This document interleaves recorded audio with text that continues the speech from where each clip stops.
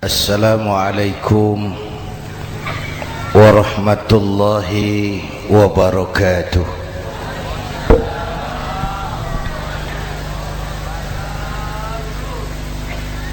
Alhamdulillahi wa kafa, wassalatu wassalamu ala sayyidina Muhammadin al-Mustafa wa ala alihi wa ashabihi ahli sidqi wal wafa, amma ba'd. Para ulama, para habaib, para masyayikh yang saya muliakan, yang terhormat Bapak Kapolres dan Bapak Dandim, Sahibul Bait, segenap keluarga besar Pondok Pesantren Raudhatul Muta'allimin Al-Aziziyah, bapak-bapak, ibu-ibu, hadirin hadirat ma'asyiral muslimin yang saya cintai. Saya bersyukur dapat menghadiri haflah Maulidin Nabiyil Karim, dan saya bangga dan terharu dengan keberadaan Pondok Pesantren Raudhatul Muta'allimin Al-Aziziyah ini. Sekarang ini banyak orang bisa memberi contoh, tapi sedikit orang bisa menjadi contoh. Memberi contoh itu mudah, tapi menjadi contoh itu yang sulit. Oleh karena itu, pada kesempatan ini kita ingin mengambil contoh bagaimana Rasul melaksanakan perjuangan. Apa modal utamanya? Saya sampaikan 3 sajalah, mudah-mudahan selesai 10 menit. Yang pertama, modal utama perjuangan baginda Rasul adalah akhlakul karimah. Memperbaiki akhlak dengan akhlak. Oleh karena itu, Suramadu sudah selesai. Dari dan ke Madura jadi lebih mudah. Bahkan Madura akan jadi daerah industri. Tetapi yang kita ingin, Madura tetaplah Madura. Akhlak tidak boleh berubah.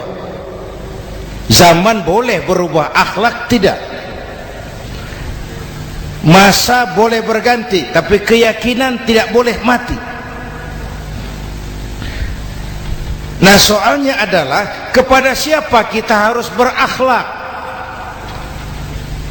Kita itu kan harus berakhlak kepada 2. Kita harus berakhlak pertama kepada Allah. Ini yang terpenting.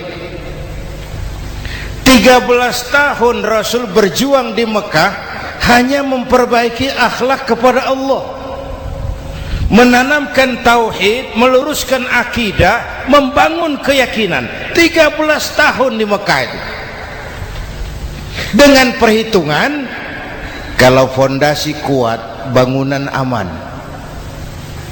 Kalau fondasi melenceng, bangunan bengkok. Kalau fondasi rapuh, bangunan runtuh. Bangunan bagaimana fondasinya, orang hidup bagaimana imannya. Kekuasaan dan jabatan baru ada manfaatnya kalau dipegang tangan orang beriman.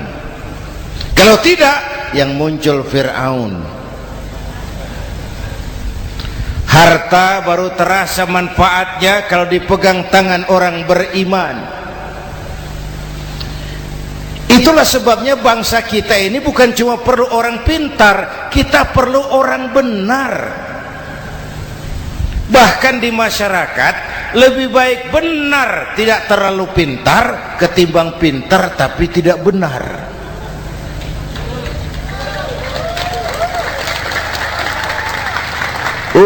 Kalau sudah pintar tidak benar, rusak rakyat itu Pak. Disuruh ngurus beras malah nimbun beras. Ya, disuruh ngurus laut jadi bajak laut. Disuruh ngurus hukum, bikin hukum seperti pisau, tajam ke bawah, tumpul ke atas. Kalau yang kecil salah, hukum cepat-cepat ditegakkan. Yang besar salah, diam pura-pura tidak mengerti. Itu yang melukai rasa keadilan.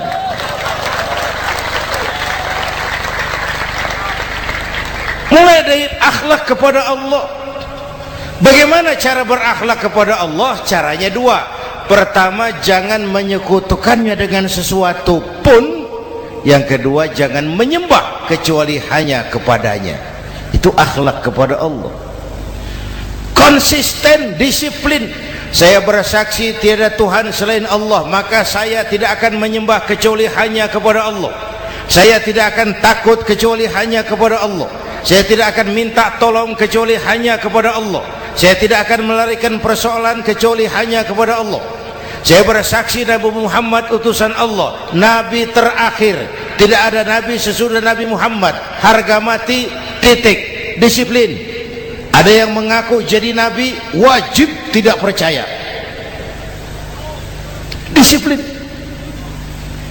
Sekarang ini kan bangsa kita disiplinnya lemah. Korupsi agak sulit diberantas karena pejabat kita takut atasan tapi nggak takut Tuhan.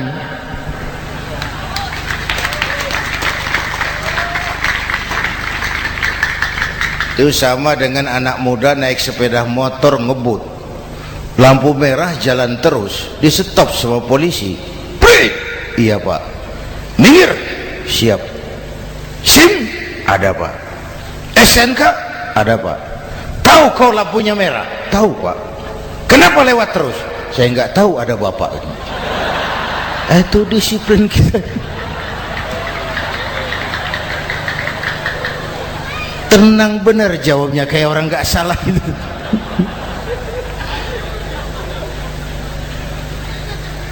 Iman.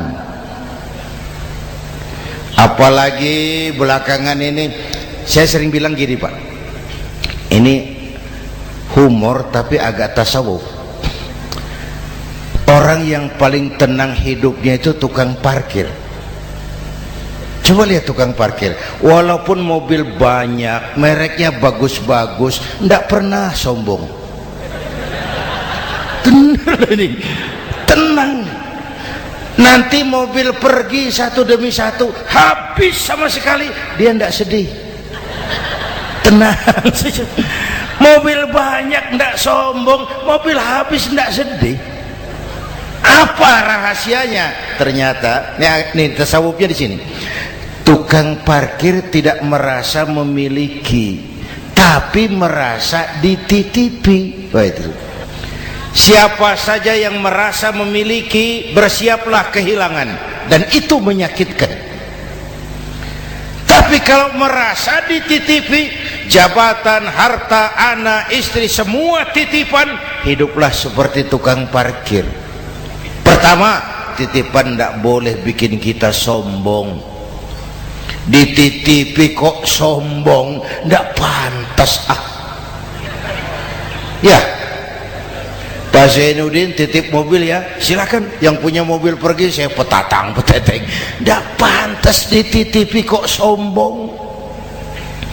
Ada orang dititipi jabatan oleh Allah sombong. Dititipi sombong. Ada enggak pejabat sombong? Ada, namanya Fir'aun.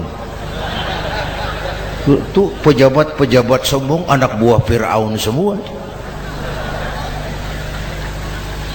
Dititipi harta oleh Allah, jadi orang kaya sombong, sama tetangga tidak mau kenal, orang lain kecil semua, jalan tidak injak tanah.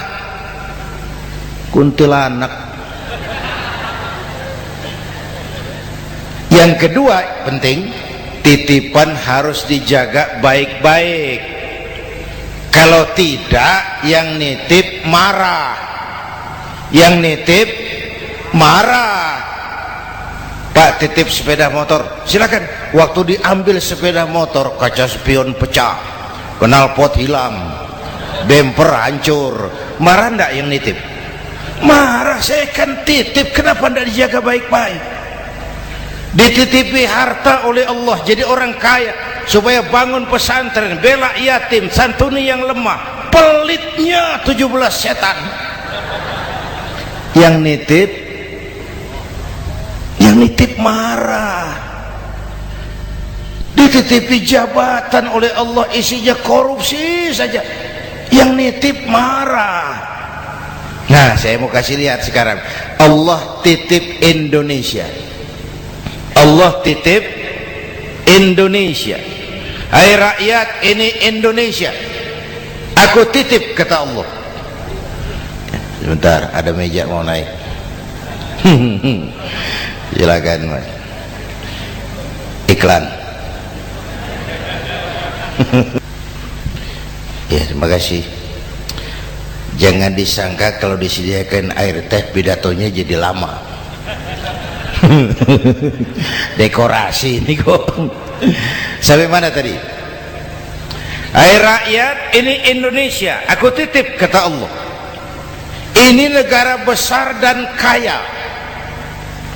Titipan ini ditebus dengan keringat, air mata, darah, dan nyawa. Ini bedanya. Malaysia memang merdeka, tapi diberi Inggris. Singapura merdeka, diberi Inggris. Indonesia merdeka, keringat, air mata, darah, dan nyawa. Ini negara aku titip, kata Allah. Ini negara besar dan kaya. Buminya subur. Di atas perut buminya segala tanaman hidup. Di bawah perut buminya ada gas, minyak, batu bara. Lautnya kaya, hutannya kaya. Kekayaan negeri ini harus digunakan bagi sebesar-besar kemakmuran rakyat. Itu amanat konstitusi. Disalahgunakan, dikorupsi, yang nitip marah. Yang nitip marah. Kalau dia marah, dia suruh makhluknya yang lain negur. Siapa? Merapi, Bromo, anak Krakatau. Itu Merapi demo, Pak. Kalau kita rakyat demo, anak buahnya Pak Danres turun. Tapi kalau Merapi demo, siapa yang mau ngatasi? Mbah Marijan. Selesai. Sekarang Mbah Marijan sudah kumpul sama Mbah Surip di alam barzah. Dia sudah ketemu dia. Kata Mbah Surip, tenang Mbah Marijan, tak gendong, aman sudah. Aman sudah. Saya mau bilang Merapi itu makhluk, Krakatau itu makhluk, Bromo itu makhluk. Tidak mungkin makhluk bergerak dengan sendirinya, pastilah ada yang menggerakkan. Maka baik-baiklah sama yang bikin angin supaya bertiupnya sesuai keperluan.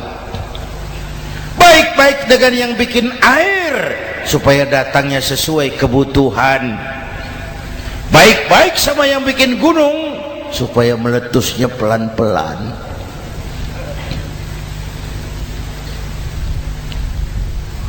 Bapak Ibu hadirin yang saya hormati, menjaga titipan.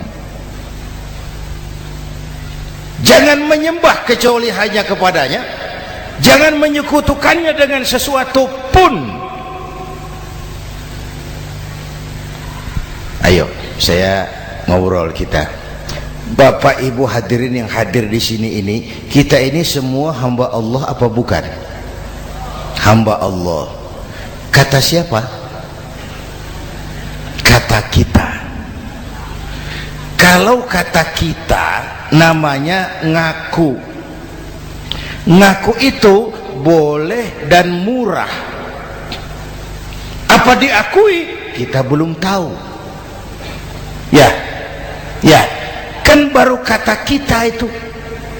Dan tidak otomatis kalau kita bilang saya ini hambamu ya Allah, lalu Allah jawab iya ya. Tidak, wong itu kan kata kita. Saya hamba Allah, kata saya. Berapa banyak orang perbuatannya, ucapannya berkata saya hamba Allah, perbuatannya menyatakan dia hamba setan, hamba nafsu, hamba dunia, budak jabatan. Tidak sesuai ucapan dengan perbuatan. Jadi hamba Allah itu nggak mudah, digojlok, diuji. Coba lihat, yang jelas diakui sebagai hamba itu baru satu yang kita peringati ini, baginda Nabi. Allah mengakui kapan? Waktu menceritakan Isra dan Mi'raj. Apa yang dipakai kalimat? Subhanallazi asra bi'abdih. Maha suci Allah yang telah menjalankan hambanya. Hambanya Muhammad itu hambaku, aku jalankan dia. Allah mengakui. Kapan kalimat ini turun? Setelah Nabi digojlok, ditempa, digembleng, diuji, difitnah, dicaci maki, dilontari kotoran unta, sahabat-sahabatnya dibantai. Lolos, Muhammad betul-betul hambaku. Ayo Isra Muhammad. Subhanallazi asra bi'abdi, hambaku. Jadi kalau mau jadi hamba Allah ya diuji, digojlok, digembleng. Nah, mari kita lihat kehambaan baginda Nabi. Orang yang paling bersih hatinya Rasulullah. Orang yang paling baik akhlaknya Rasulullah. Orang yang dosanya sudah mendapat jaminan ampun Rasulullah. Tapi Rasulullah kalau sholat malam bengkak kakinya karena rajin sujud. Hati bersih, akhlak terbaik, dosa sudah diampuni. Tapi kalau sholat malam kakinya bengkak karena rajin sujud. Saya tahu di sini juga banyak yang kakinya bengkak. Cuma urusannya apa, itu urusan masing-masing. Pada tingkat seperti itu Rasulullah, saya perlu Allah, saya perlu Allah, saya perlu Allah. Yang 100 tahun kita bangun selesai oleh gempa 3 menit.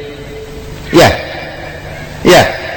yang 100 tahun kita bangun ternyata selesai oleh gempa 3 menit. Kita perlu Allah, kita perlu Allah. Makanya musibah itu kan kalau menimpa orang baik-baik namanya ujian. Kalau menimpa orang setengah baik itu paru-paru yang bikin malaikat bingung. Sholat rajin, maksiat tekun, baca Quran mau, fitnah orang hobi, ngaji nyolong jalan terus. Untung di sini nggak ada yang begitu. Di Jakarta banyak. Di sini insya Allah sama. Jakarta. Orang separuh-separuh seperti itu kalau dapat musibah itu namanya teguran, bukan ujian. Kenapa ditegur? Lalai. Nah, kalau orang jahat dapat musibah itu namanya persekot. Uang muka tanda jadi. Kontannya nanti di akhirat. Kalau diuji bukan saja harus sabar, tapi harus lulus. Kalau ditegur, introspeksi, perbaiki yang kurang, kurangi yang memang berlebihan.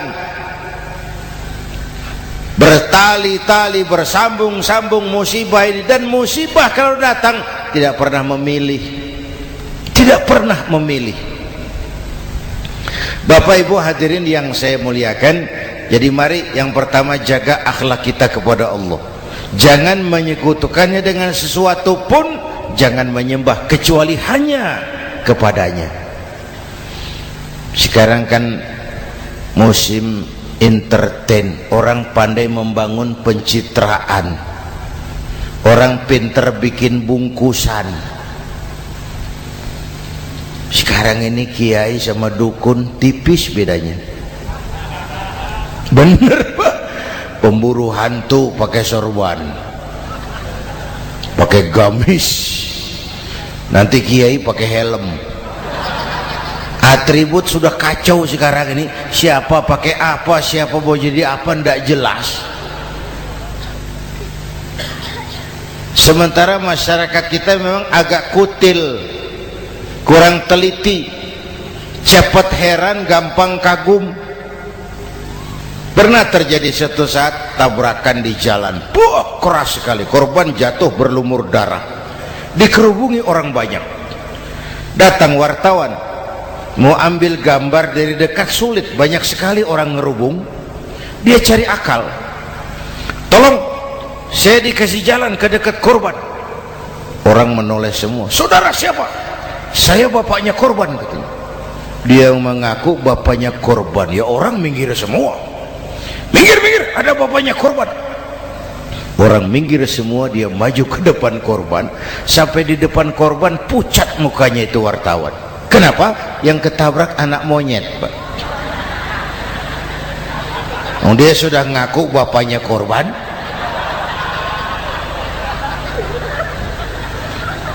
Ini cerita pendek tapi pesannya dalam. Kalau belum kenal benar jangan cepat-cepat ngakui. Ya, rakyat harus cerdas sekarang ini. Emas pasti kuning, benar itu? Apa semua yang kuning pasti emas? udah cerdas lah itu, udah cerdas lah itu. Hati-hati, ini zaman pencitraan. Orang pandai bikin bungkusan. Oleh karena itu kita juga harus punya filter supaya tidak hanyut oleh kedangkalan-kedangkalan pencitraan itu. Satu itu akhlak kepada Allah. Yang kedua, kepada siapa kita berakhlak? Kepada sesama manusia. Kepada sesama manusia itu siapa? Pertama, sesama muslim. Malam ini saya hadir di sini, saya tidak merasa tamu. Saya hanya keluarga di tengah keluarganya.